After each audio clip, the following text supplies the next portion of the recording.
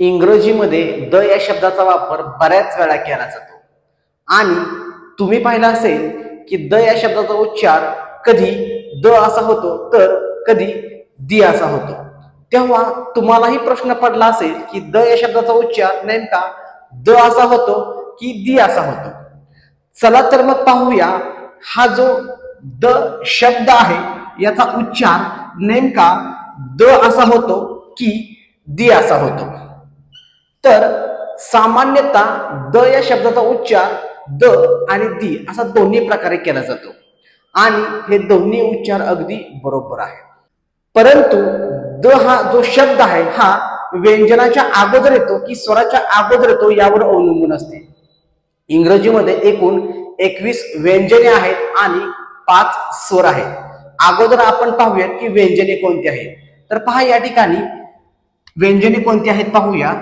बी C D F G H J K L M N P Q R S T V W X Y Z ही व्यंजने आहेत आणि ह्या व्यंजनाच्या अगोदर जर द हा शब्द येत असेल तर द या शब्दाचा उच्चार द असा करायचा आहे।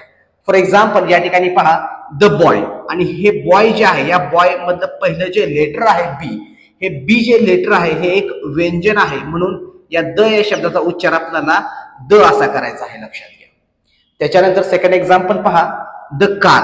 कार या शब्दामधील पहिले जे लेटर आहे सी हे एक व्यंजन आहे म्हणून द या शब्दाचा उच्चार आपल्याला द असा करायचा आहे।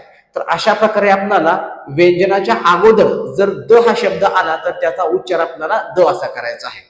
तर आता आपण पाहूया की द या शब्दाचा उच्चार दी असा केव्हा केला जातो। तर पहा द या शब्दानंतर जर स्वर येत असेल तर त्याचा उच्चार आपल्याला दी असा करायचा आहे।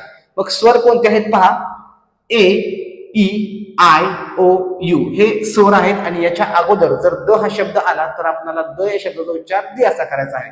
For example the apple. आता ऍपल म्हणत असताना या ऍपल मधलं पहिलं जे लेटर आहे हे एक स्वर आहे म्हणून आपल्याला या द चा उच्चार दी असा करायचा आहे।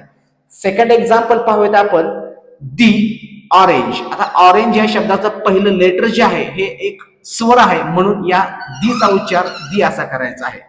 तर अशा प्रकारे आपल्याला द चा उच्चार द असा केव्हा करायचा आणि द चा उच्चार दी असा केव्हा करायचा हे आपण पाहिलेलं आहे।